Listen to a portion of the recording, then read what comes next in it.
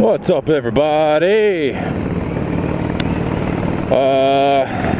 Yeah, I'm back again. I actually just got back from kind of a long motorcycle trip, hence the no videos lately. And I had actually hoped to film a lot more while I was gone and kind of do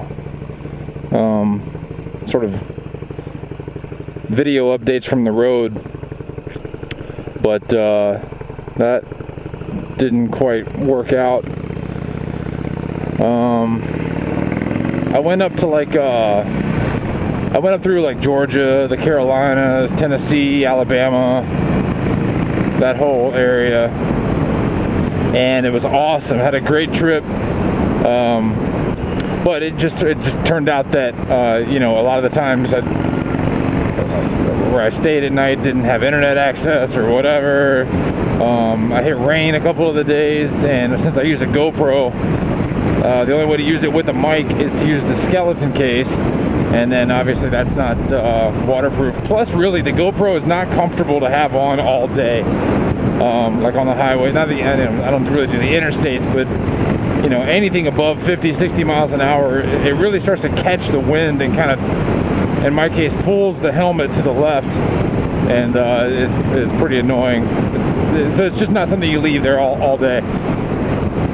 So yeah, anyway, I rode my Suzuki. You probably have noticed I'm not on it right now. I'm on my Harley. The Suzuki is in the shop. She has a couple of little ailments that are going to get taken care of. The main one being that the rear shock died on me while I was gone. Actually died on me just after I had finished jamming up and down the tail of the Dragon. So that could have been really bad had it blown while I was up on the Dragon. Riding that bike with the rear shock pretty much out of the picture is like riding a fucking pogo stick. I mean, it just bouncing and bouncing and bouncing down the road. I felt like I was on a rocking horse all the time. It was a handful. Like, you know, I don't know. I'm relatively new to motorcycling, and I mean, obviously I knew that the suspension is important, but I had no idea how much of a role it plays in like every aspect of the bike, of riding, not just you know, how well does it stay planted during turns or whatever. I thought that was pretty much it. I mean, you know, you got to be careful when you're accelerating with it when your shock is out. It's very easy for the rear tire to lose traction. So anyway, not the end of the world. That's getting fixed. I also had an issue with my chain, so I'm getting a new chain and sprocket, new shock. What else? There was something else. I don't know. Bike did great though. Outside of that, I did about 2,000 miles in, let's see, 6 days of riding. 2 of the days I didn't do much in the way of mileage, so I had a few pretty long days. My aunt and uncle have a cabin up in the very western tip of North Carolina in a town called Murphy, and so I was actually able to stay there for a few days for free, which was nice. They were out of town. They live here in Tampa. They're actually on a cruise right now, so I was able to use the cabin. Nobody was up there. It was like this nice giant vacation cabin just for me. So it was that was pretty cool. I also went to the Barber Vintage Motorsports Museum in Birmingham, Alabama. If you've not been there, I would imagine that most of you are probably at least familiar with it or have heard of it. If you've not been there and checked it out, that is something you have to do. That place is like the mecca for motorcycles. I kind of knew what to expect, and I was still blown away. Absolutely amazing. Thousands of motorcycles on display. You can walk right up to them. Just totally awesome. People are always like, Soto, why do you have 2 motorcycles? You can only ride one at a time. And then a day like this comes along where one is in the shop, and I'm so happy that I have another one I can get on and ride. It's actually been kind of fun. The Harley is filthy right now, like crazy filthy.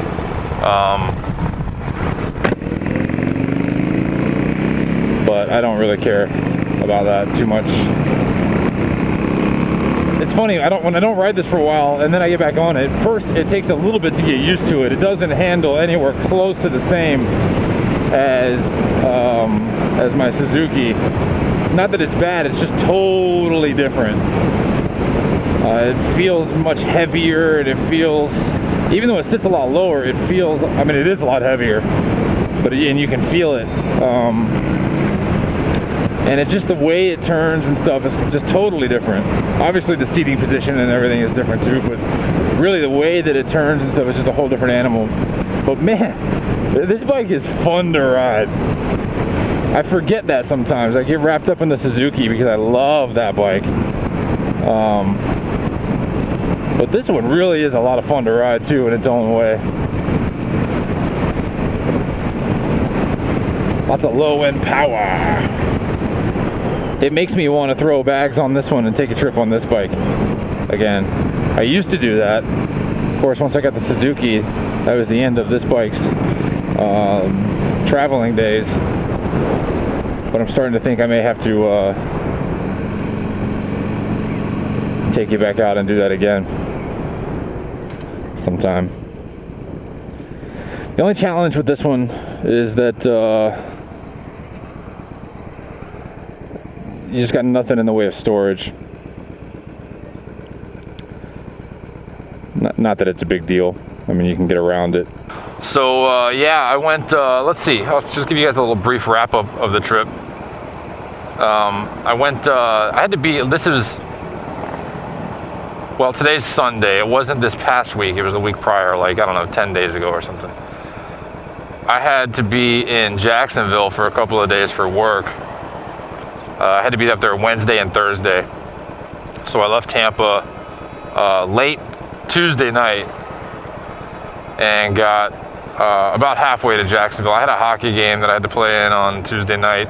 The game didn't start till 9 o'clock, so I didn't get home till 10:30. I got on the road about 11:30 and I got to Gainesville and stayed there that night just so that I could get up and be in Jacksonville at a decent time on Wednesday morning. So anyway, I was at work, worked all day Wednesday in Jacksonville, stayed there Wednesday night. And then Thursday I worked up there until about,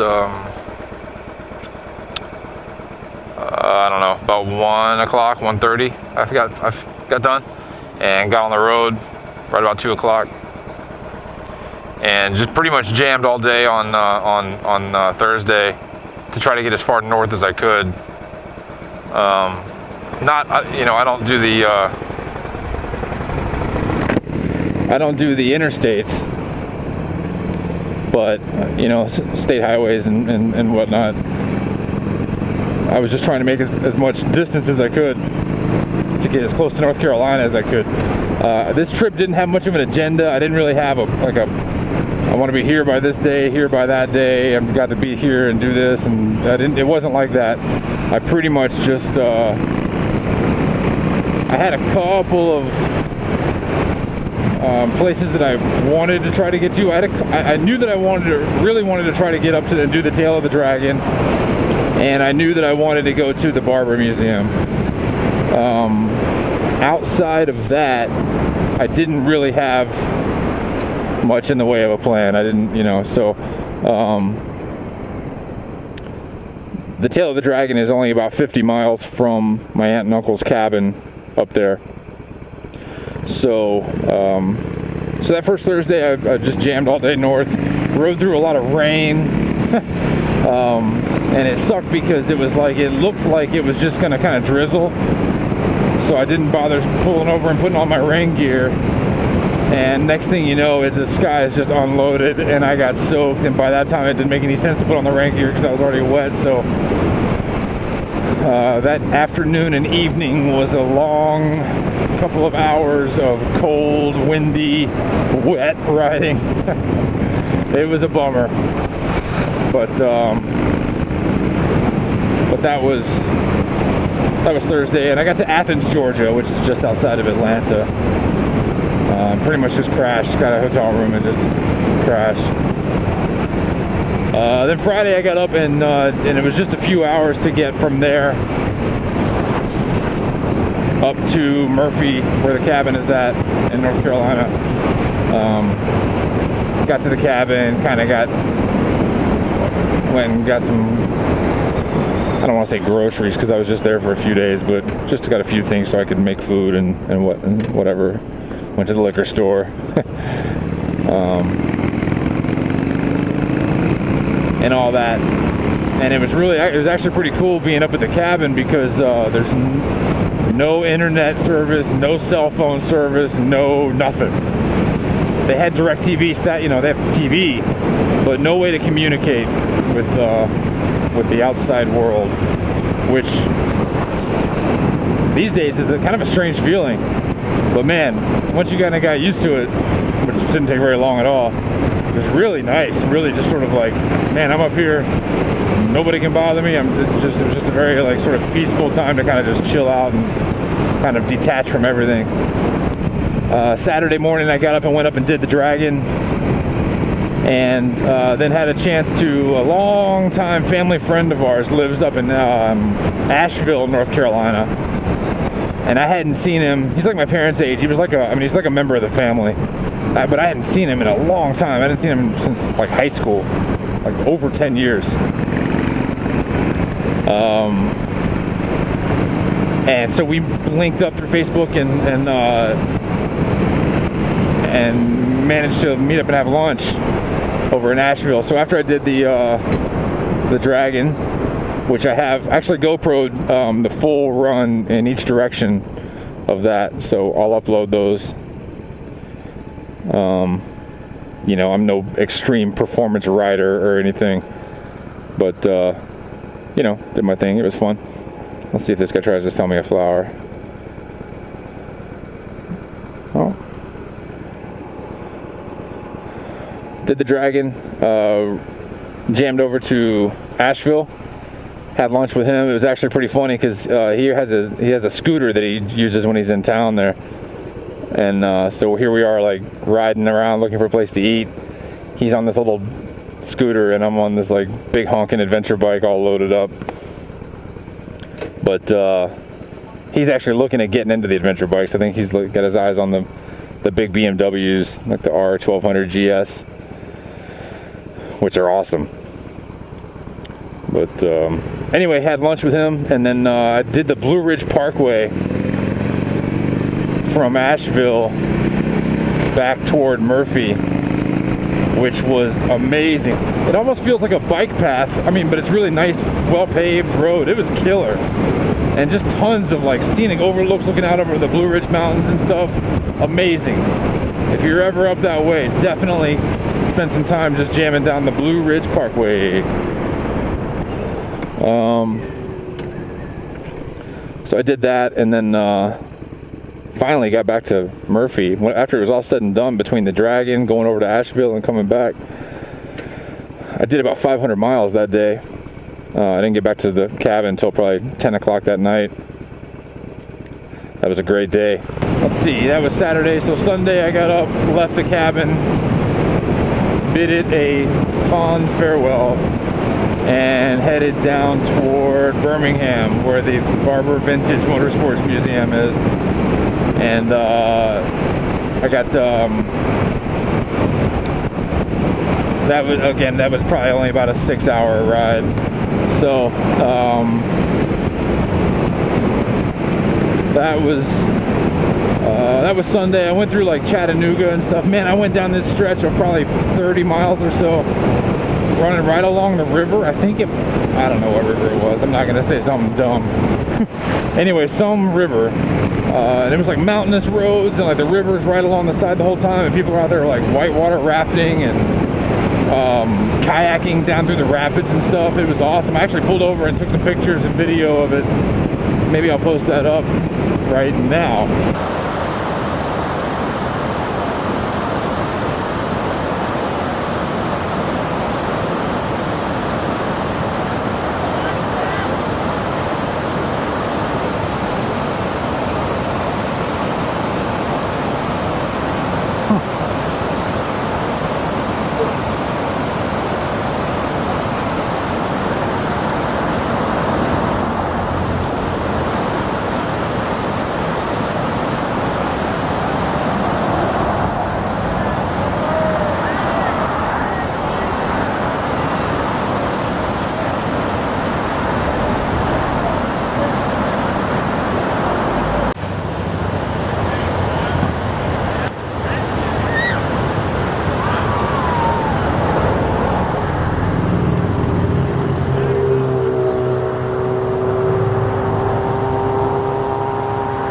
So that was Sunday. It only, like I said, it wasn't a very long day. I got down to Birmingham in the like late afternoon. Got a killer deal on a room at the Courtyard Marriott, which was really nice actually, and just chilled out. So that was Sunday. Monday morning I got up and went to the Barber Museum. I spent a good probably 4 hours there, and I could have spent a lot more time. Seriously, that place is just unbelievable. When you look at the pictures, it looks like it's full of model motorcycles, because the scale, the way they do it, it's like 5 floors high, like 5 stories high, and most of the floors there's tons of motorcycles just up on these, like, 3 foot high display shelf things, and they're just everywhere, and you can walk right up to them. They ask you not to touch them, but I mean they're right there. There's nothing in between you and the bikes. They're right there at face level. But then they'll put them up on like they run the entire, like, vertically on these like racks, like the entire length of the 5-story elevator. So from any kind of distance, it looks like they're toys. I mean, it's hard to grasp how big that is. That those are real motorcycles. I mean, it's just motorcycle after motorcycle after motorcycle stacked all the way to the top of the place. And actually, I guess it's more like 6 floors, because there's a level below number 1 that they call the basement. But and then they'll have like they'll have the motorcycles like up on the walls on these, like, essentially like shelves. I'm gonna, you guys can see these pictures. I mean, it's just amazing. It's amazing how they have it set up. It's amazing what they have there, and it's cool because it's everything from like old school, like bikes from the 1800s and stuff, like early stuff, like really interesting old stuff, all the way through to like sort of, I mean, they had a V-Strom. They had a bike like mine, up on one of the racks or whatever. It's just like a very comprehensive, like every sort of motorcycle you could imagine is there. And they've got a big racetrack out in the back. I guess they do like IndyCar there and stuff. But while I was there, there were a bunch of like sport bikes like jamming around on the racetrack.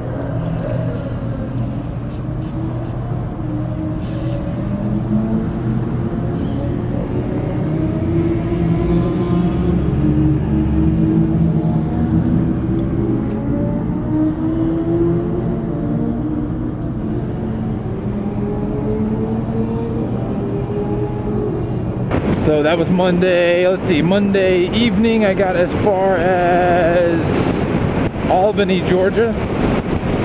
I stayed in Albany Monday night and pretty much just watched the news all night after that crazy Boston Marathon thing, which was just nuts. Terrible seeing, like, God, I can't imagine, like, you're just hanging out watching a race and all of a sudden, boom, like, and your legs are gone or something. Like, it seemed like so many people, like, lost legs, and just awful. Fucked up. That was Monday, and then Tuesday I got up in Albany, Georgia, and pretty much just jammed back to get back home. So it was about a week of riding every day. It was awesome. Had a great trip. Anyway, yeah, so I'm back, and things are going to be kind of back to normal now. I'm trying to get back on my video grind. I've been slacking on that lately, so we'll see. But yeah, just wanted to kind of share with you guys the story of my trip. Maybe I'll just put up some photos now here at the end, sort of a little slideshow action. But yeah, thanks for watching, and we'll see you next time. Harley Power, yeah. See ya.